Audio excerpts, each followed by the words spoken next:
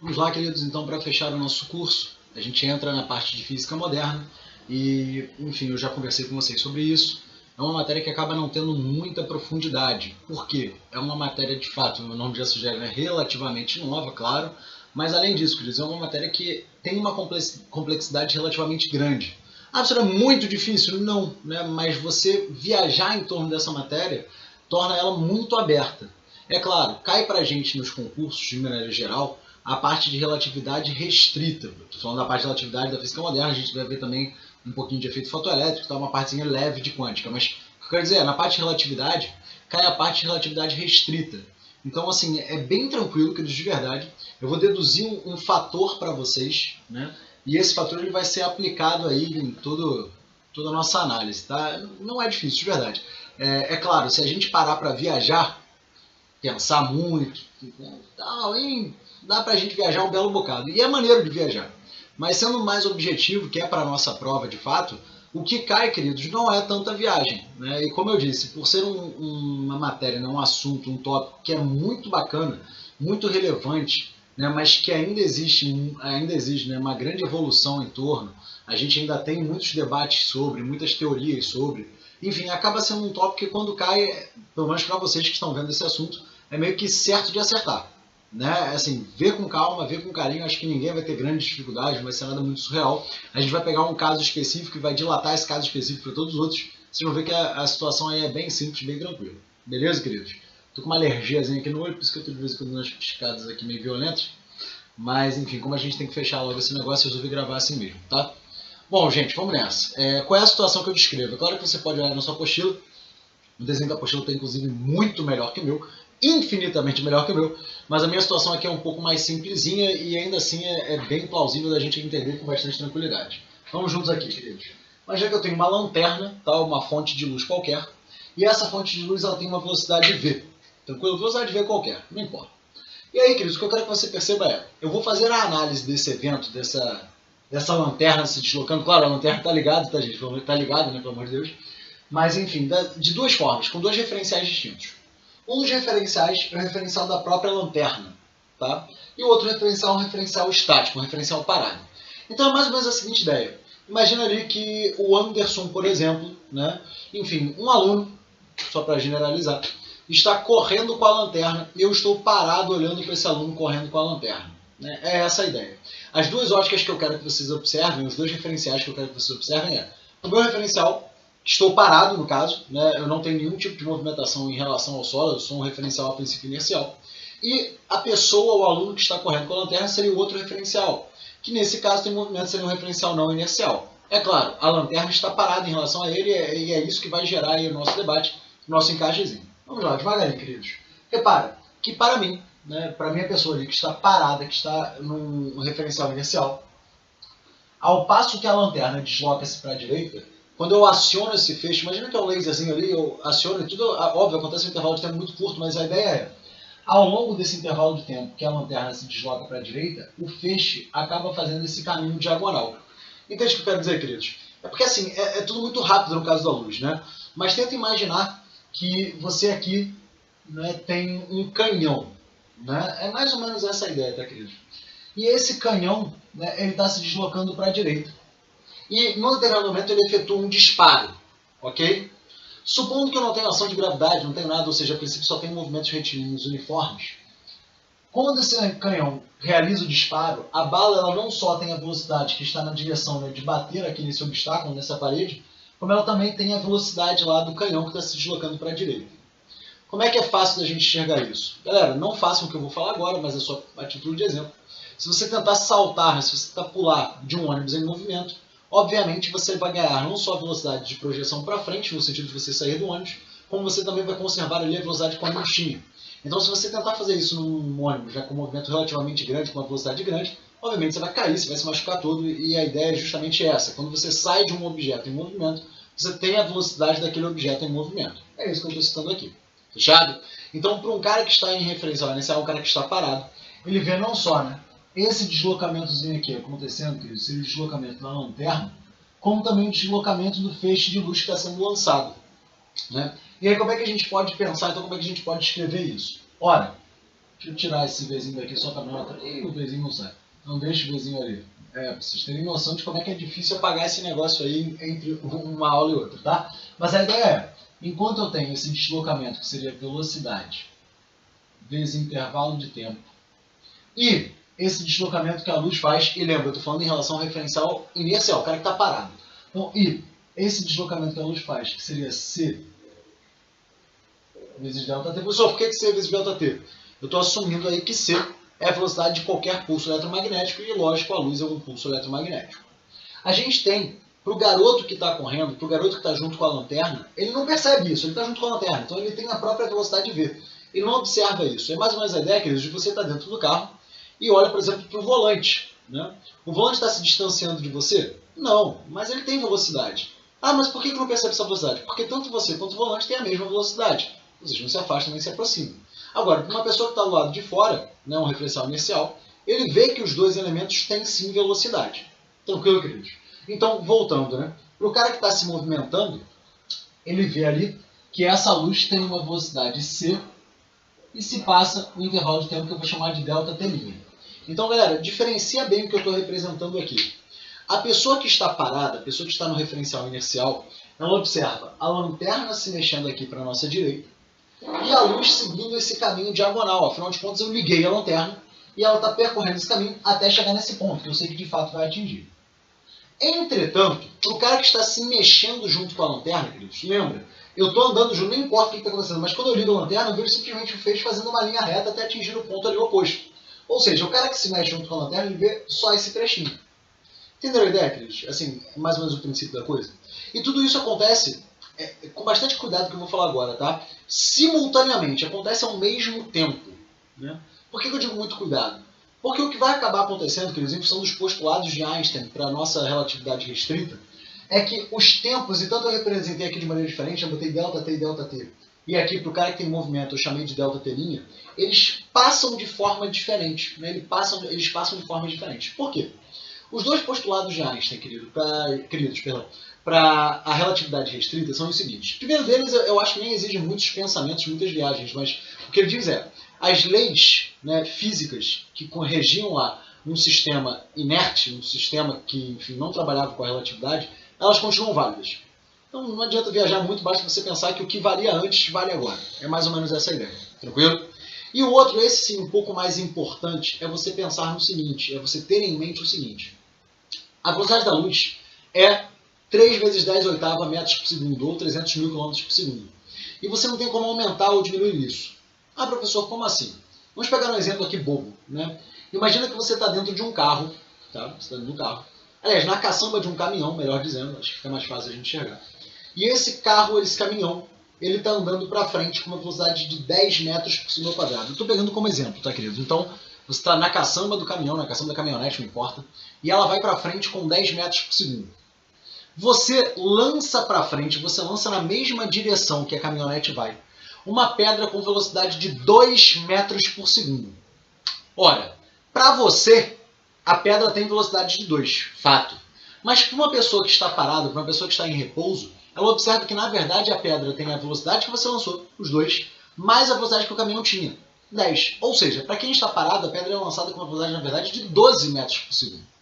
E o contrário também seria verdadeiro, o contrário no sentido de lançar no sentido contrário. Se eu pego essa pedra e lanço no sentido contrário ao movimento, para você, a velocidade seria, de fato, de 2 metros por segundo para trás. Mas para quem vê do lado de fora, queridos, como a caminhonete, como o carro, né, como o veículo tinha uma velocidade de 10, a pessoa que está do lado de fora vê uma velocidade relativa, uma velocidade como se fosse uma resultante. Ou seja, ela observa uma velocidade para frente, repara, não para trás, para frente, de 8 metros por segundo. E de onde veio esse 8? Ora, o veículo vai para frente com 10. Eu estou lançando para trás com 2. O resultado disso seria 8 para frente. É essa a ideia. Quando eu falo, né, que, de acordo com Einstein, a velocidade da luz é 300 mil km por segundo, o que eu quero dizer é o seguinte, mesmo que eu lançar entre aspas, claro, né, mas mesmo que eu tenha lá, eu em cima do carro, e eu ligo uma lanterna, e essa lanterna, né, lança um feixe de luz com 300 mil km por segundo, independente da velocidade da caminhonete, o pulso eletromagnético, essa luz, ela vai ter 300 mil km por segundo. Ou seja, aquela relação que a gente teve com a pedra de somar ou subtrair, isso não vai acontecer no caso da luz. Entenderam a ideia, queridos? Ou seja, a luz, ela, teoricamente, ela é absoluta dentro da da relatividade restrita. Ela vai ter sempre aquele valor de 300 mil km por segundo. Com isso na cabeça, vê se vocês entendem o que eu tinha dito outrora. Se essa velocidade da luz, ela não muda em função dos eventos que ali acontecem, o que vai acontecer é que o tempo, na verdade, está passando diferente. Eu não sei se vocês já ouviram falar disso, queridos, mas existe, inclusive, uma coisa chamada paradoxo dos gêmeos, né? Se você, por exemplo, tem lá 2 gêmeos nascendo, e aí um dos gêmeos você manda numa nave espacial com a velocidade próxima à velocidade da luz. Tá? Lançou lá, enfim, para dar uma volta no universo. Bem viagem, né? E o outro gêmeo fica aqui na Terra. O paradoxo dos gêmeos, na verdade a situação dos gêmeos, diz pra gente, né, que como o tempo passa de maneira diferente, a gente vai deduzir isso daqui a pouquinho, o tempo, ele, digamos assim, vai passar mais devagar para a referência do gêmeo que está viajando. Isso em relação, claro, ao gêmeo que fica na Terra. O que significaria dizer, queridos, que quando esse gêmeo voltar a regressar à Terra, ele encontra um irmão gêmeo dele mais velho, mais envelhecido do que ele próprio. É claro, isso teoricamente seria um paradoxo quando os dois se encontrarem, né? Sabe lá o que diabos vai acontecer, isso é física teórica, não é... Enfim, a gente não tem nenhum experimento que diga isso pra gente. Ah, o que estava viajando vai chegar e vai ficar velho rapidamente, ou não, ele vai continuar mais novo. Galera, isso aí a gente não sabe responder ainda, né? A gente tem teorias em torno disso, claro. Mas a ideia é, o tempo passa diferente, e é isso que a gente está deduzindo aqui.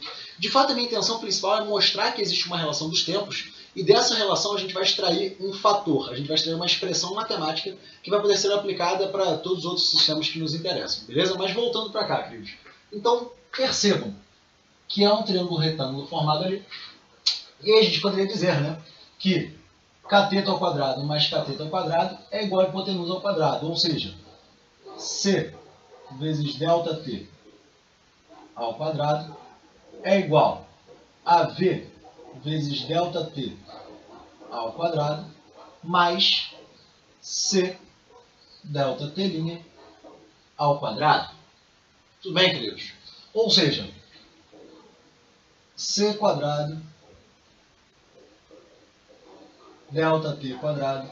Lembrando que o ΔT é por referencial inercial e o ΔT' é por referencial que está em movimento, tá, queridos? É porque a apostila acho que muda um pouquinho, ela chama ΔTS e ΔTV. Né? ΔTS de static, né? de repouso, e ΔTV com um cara que tem velocidade, velocity. Né? Enfim, isso igual a V quadrado ΔT quadrado mais C quadrado ΔT' ao quadrado.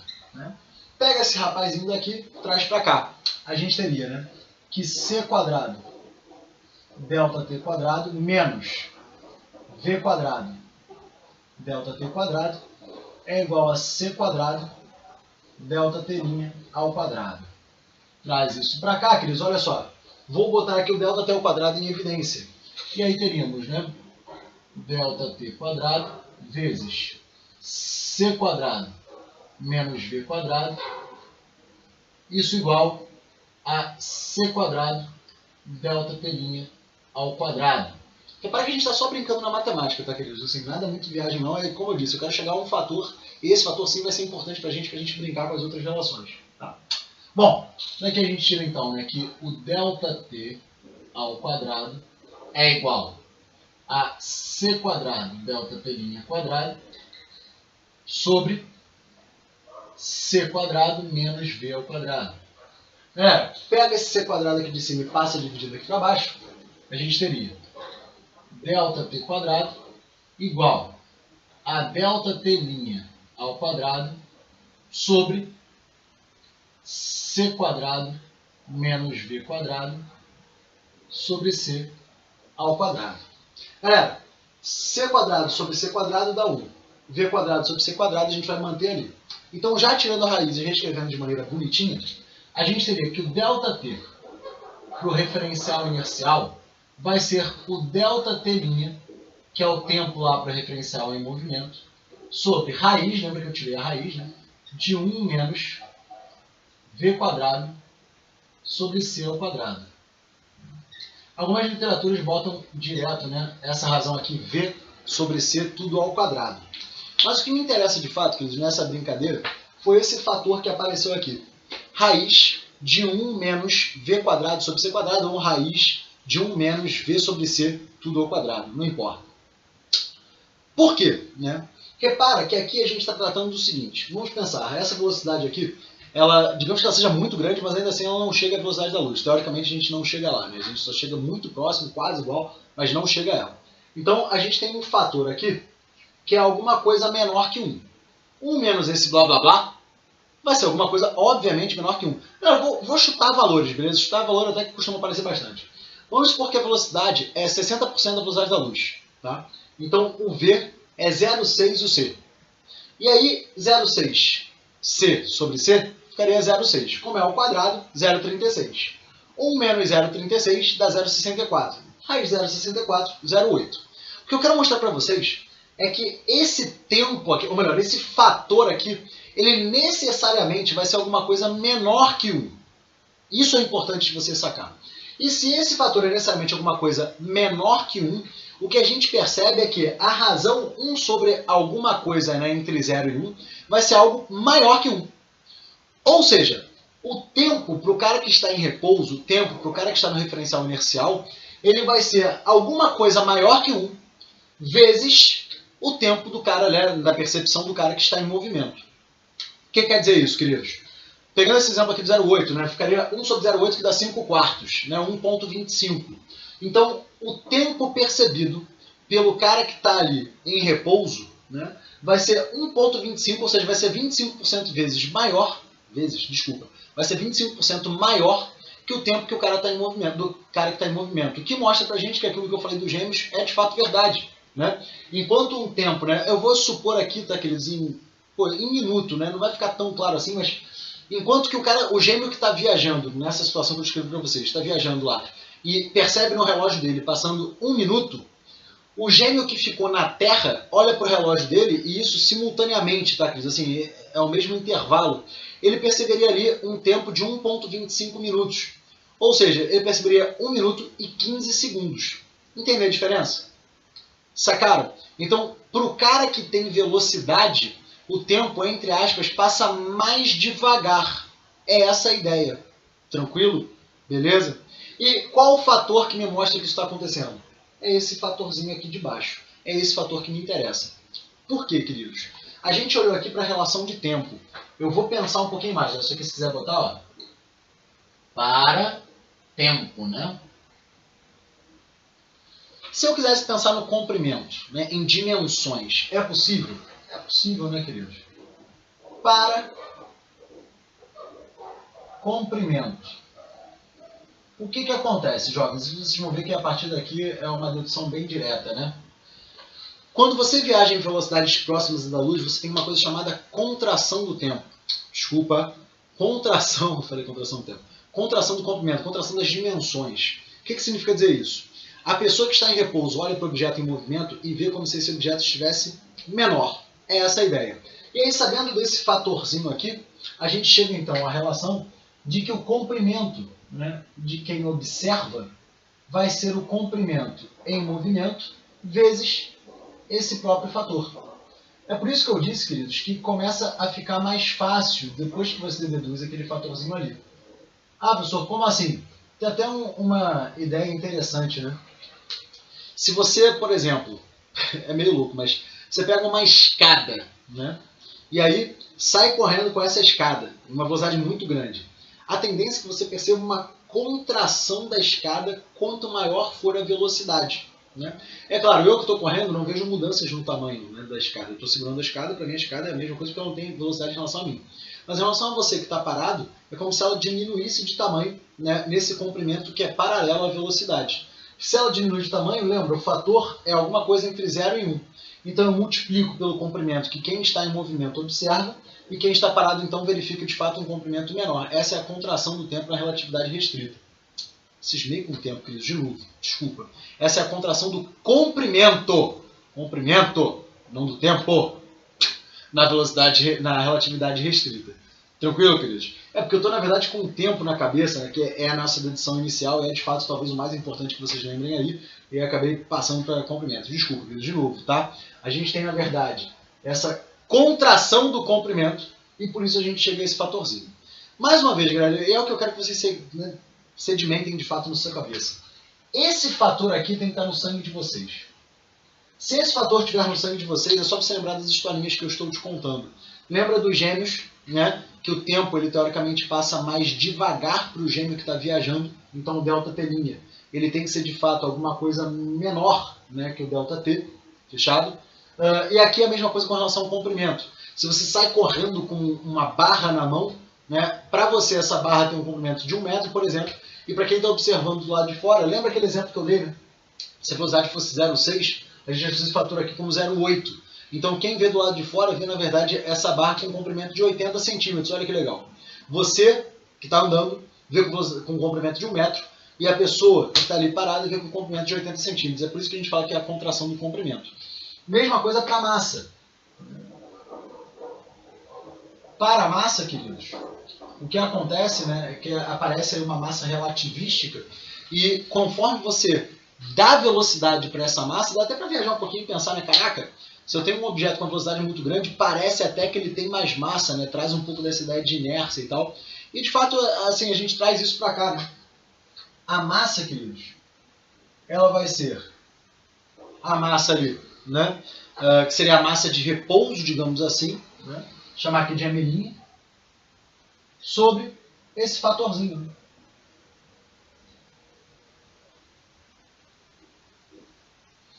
Ou seja, jovens, se em repouso, né, minha massa é M', quer dizer, para alguém que observa ali de um referencial que se movimenta também, tem uma massa, sei lá, de 1 kg, né, usando aqueles valores que eu citei antes no exemplo, essa massa aqui observada por um objeto em repouso, ou seja, numa colisão, por exemplo, né, com um objeto em repouso, você vai ter uma percepção de massa, lembrando a conta que eu fiz, de 1,25 kg. Você tem um acréscimo ali de 25%.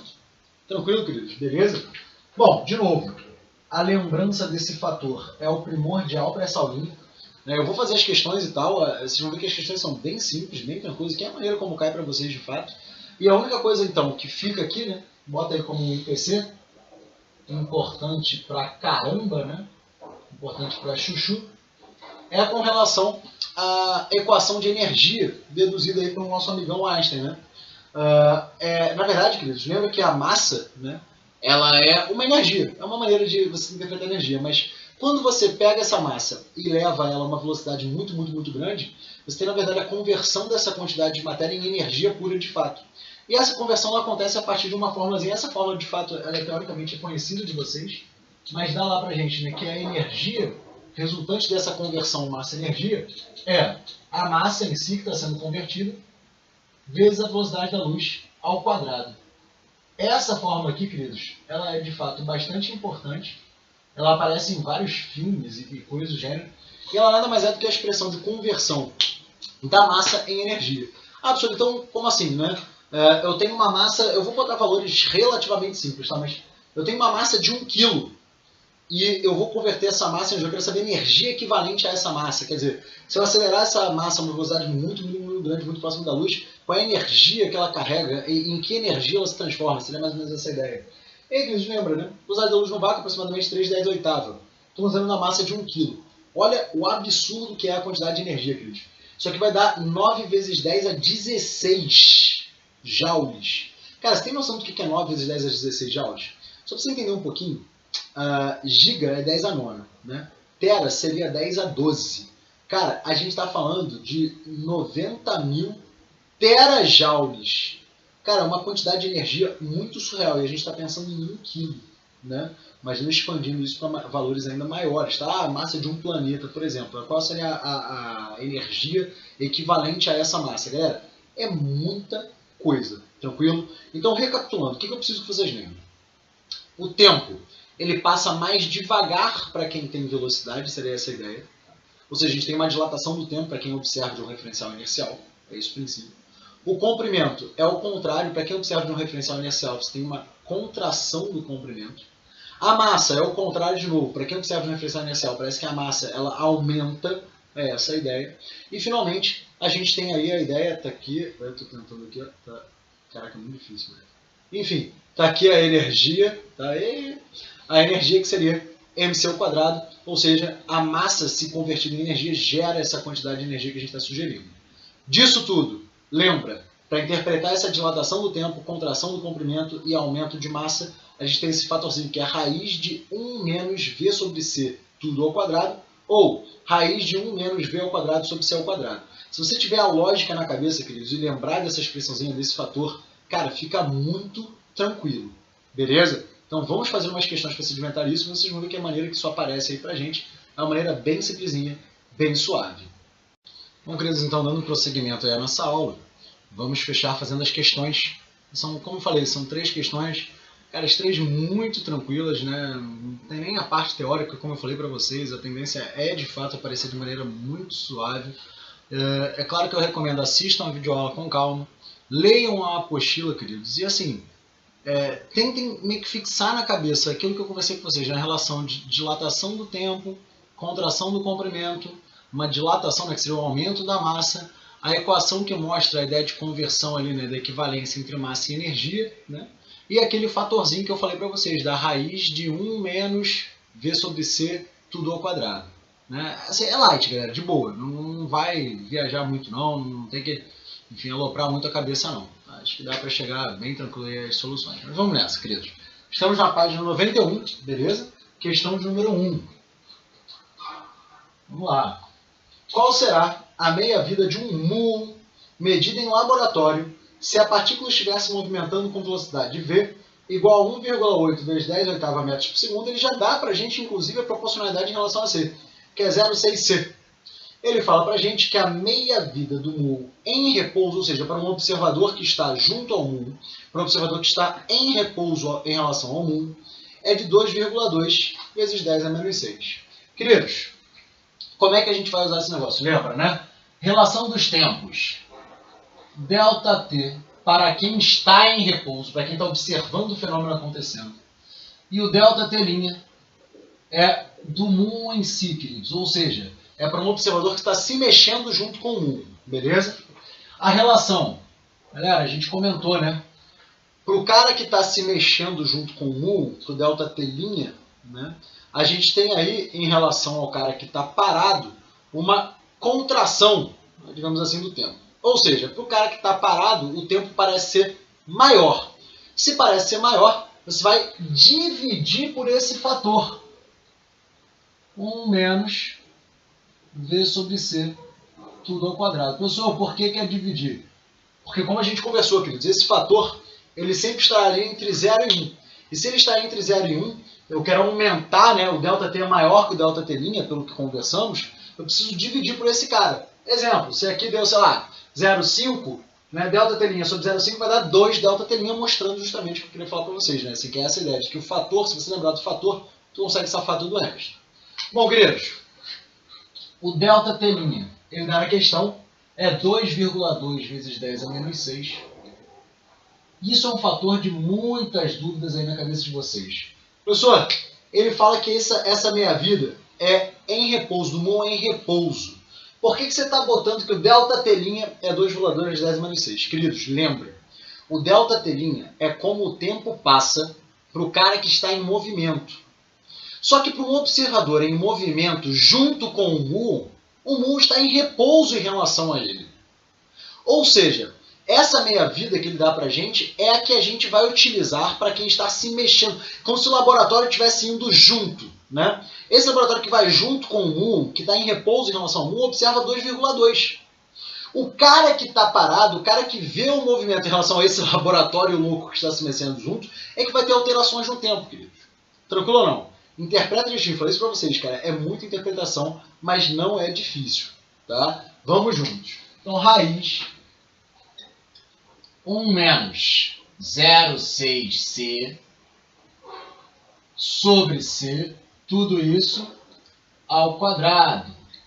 Ou seja, queridos, olha que suave, gente. 2,2, eu estou subindo uma ladeira aqui, 10 a menos 6, sobre, aqui embaixo, gente, ó, c mata c. Ficou 0,6 ao quadrado, que é 0,36. 1 menos 0,36, raiz de 0,64. De novo, c matou c, ficou só o 0,6. Ao quadrado dá 0,36. Então, aqui ficou 0,36. 1 menos 0,36, 0,64, que é um quadrado perfeito. Olha que beleza, queridos. 0,64, raiz é 0,8. Então, o ΔT vai ficar 2,2 10 a menos 6 sobre 0,8. Só que 0,8, galera, é 4 quintos, né? Então, passa o 5 multiplicando lá para cima, 5 vezes 2,2 dá 11. 11 dividido por 4 dá 5,5 por 2, dá 2,75. Então, matando aí finalmente a nossa questão, o ΔT vai ser 2,75 vezes 10 a menos 6 segundos. Aconteceu o esperado? Claro que sim, queridos. Eu falei para vocês. Para o cara que está em repouso, para o cara que está observando o fenômeno, o tempo será maior. E de fato, 2,75 é maior que 2,2? Sim, é. Então a gente tem uma expansão, uma dilatação, digamos assim, desse tempo. Fechado ou não, queridos? Tranquilo? Beleza? O único cuidado para você não confundir aí o que eu tinha conversado com vocês a respeito aí de quem é o tempo em repouso e quem é o tempo em movimento. Lembra? O 2,2 é o tempo do Moon em repouso. O cara que está junto, o cara que se mexe, que é o telinha, né, que eu deduzi para vocês agora há pouco, o cara que vai junto com o Moon, vê o Moon em repouso em relação a ele, queridos. Por isso que dá esse 2,75. Beleza? Tranquilo? Vamos à questão número 2. Uma pintura retangular com 1,5 metro de comprimento e 1 metro de largura está fixada na lateral de uma nave espacial. E a figura ao lado. Beleza. Que passa pela Terra a uma velocidade de v igual a 0,8c. Letra A. Quais as dimensões dessa pintura quando vista por um tripulante da nave? Porra, galera. Quais são as dimensões? Letra A. 1,50 por 1,00. Ou seja, queridos, bota aí, né, para vocês lembrarem. Serão as mesmas. Ah, professor, por que as mesmas? Pois estará, ou melhor, está, né, em repouso em relação ao tripulante. Bom, não vai caber aqui, então, em relação a ele. Tá? Tira essa crasinha daqui. Fechado, queridos? Quer dizer, pergunta meio boba, né? Qual a dimensão dessa pintura quando vista por um tripulante? Galera, pro tripulante, o quadro está se mexendo junto, queridos. Está se mexendo junto, não tem nenhum tipo de relatividade acontecendo ali em relação a comprimento, tempo, nada, né? É o caso do Moon que a gente falou na questão anterior. Beleza? Tranquilo? Bom, letra B. Quais as dimensões da pintura quando vista por um observador na Terra? Queridos, repara, o comprimento de 1 metro ele estaria perpendicular à velocidade da nave. Ou seja, esse tamanho ele não vai ser alterado. O único tamanho que vai ser alterado é ao longo, né? O comprimento, que seria 1,5 metro.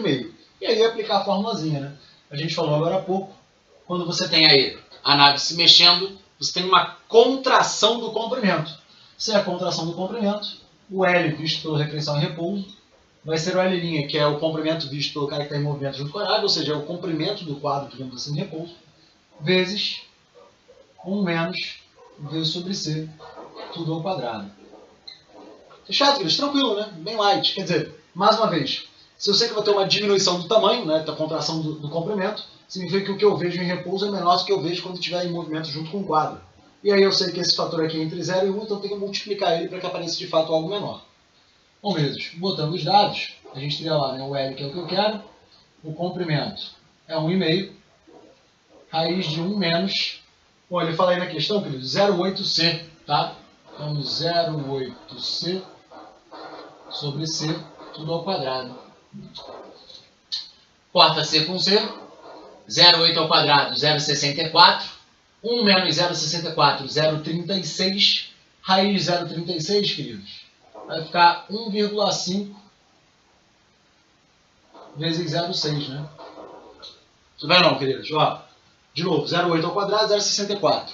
1 menos 0,64, 0,36. Raiz de 0,36, 0,6. Ou seja, isso aqui dá pra gente 0,9 metros. A pergunta aí do rapazinho, queridos, na questão, é quais as dimensões da pintura quando visto pelo observador na Terra, né? Então, só para botar aqui como resposta, ó, vou botar aqui um quadradinho de resposta, tá? As dimensões serão, reparar, a altura não muda, né? A largura não muda, o que muda é o comprimento. Então, se antes eu tinha 1,5 por 1, agora eu tenho 0,90 por 1. Beleza? Tranquilo? Ficou pequitinho ali. Mas lembra, a única coisa que muda é o 1,5, tá? Então vai ficar 0,9 por 1. Fácil, né, queridos? Tranquilo? Light. Como eu disse, as questões são muito tranquilas. Conhecendo a fórmula aí, tu consegue safar numa boa, tá? E questão 3. Conhecendo a fórmula e lembrando daquilo que eu falei para vocês, de contração do comprimento, dilatação do tempo e aumento da massa. Beleza? Bom, 3.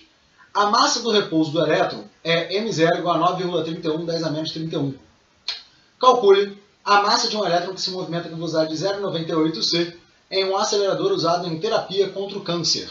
Queridos, massa, né, observada é a massa de repouso, né, a massa ali que a gente olha quando está em movimento junto com o corpo, sobre, seguindo a mesma ideia do tempo, né, raiz de 1 menos V sobre C ao quadrado. Tranquilo, queridos? Beleza? Show? O tempo e a massa acabam tendo esse mesmo comportamento e o comprimento, né, multiplicando e não dividindo como os outros dois. E aí, queridos, só botar os dados, né? Ó, a massa ele dá como 9,31 vezes 10 a menos 31.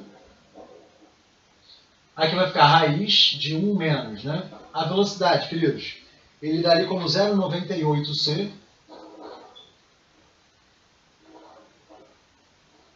sobre c ao quadrado. Corta c com c. Tranquilo? E, não é tranquilo, porque a conta apareceu muito feia, né? Então a massa, queridos, ficou 9,31 vezes 10 a menos 31. Galera, isso aqui vai dar muito feio. Eu vou dar aquela roubadinha, eu já fiz a conta antes. Vai ficar aqui, né? Raiz, essa conta doida aqui, 0,98 ao quadrado, dá um valor brabos, bizarro, né? É muito próximo de 1 ali, dá 0,9, blá, blá, blá. E aí, 1 menos isso, dá 0,0396. Estou colando porque eu já fiz a conta antes, tá, queridos? 0,0396. E essa raiz dá 0,199, dá praticamente 2, né? De forma que a massa, jovens, dá ali aproximadamente, dá muito próximo, de 46,78 vezes 10 a menos 31 quilogramas. Tranquilo? Suave, gente? E com isso a gente fecha as questões, né? Repara, queridos, de novo, tá? Vou repetir o que eu conversei com vocês na parte de matéria.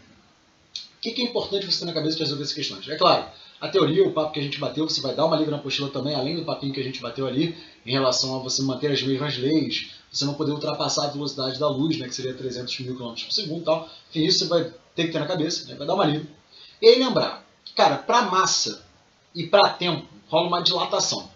Se rola uma dilatação, a massa do repouso, que é a massa do cara que está se mexendo junto, vai ser dividido por esse fator de 1 menos, né, V sobre C, tudo elevado ao quadrado, né, raiz de todo mundo, claro. E no caso do comprimento, como você tem uma contração desse valor, você vai multiplicar pelo fator. Assim, tenha isso na cabeça, que vocês vão conseguir safar muitas questões, senão quase todas. Tá? E não é difícil, sério, deixa no sangue isso, lê de novo, lê com calma e tal, mas eu acho que é muito suave, tá, queridos? Muito tranquilo mesmo. Na hora de cair na prova, né, na hora de cair numa UFSC da vida, leia com muita calma, assertivo, né, leia com carinho, como eu disse, é um fator, né, de muita profundidade, e isso é bom para vocês. Por quê? Normalmente os examinadores eles não vão cobrar isso de maneira tão profunda assim, justamente por ser uma matéria, um assunto, um tópico que tem muita profundidade, tem um teor muito profundo, né? Então, como é de um conhecimento muito, não diria difícil, cara, é difícil, fica meio ruim de falar, mas assim, como é um conhecimento lá bastante profundo, né, dificilmente o examinador ele vai te exigir, né, vai exaurir o assunto.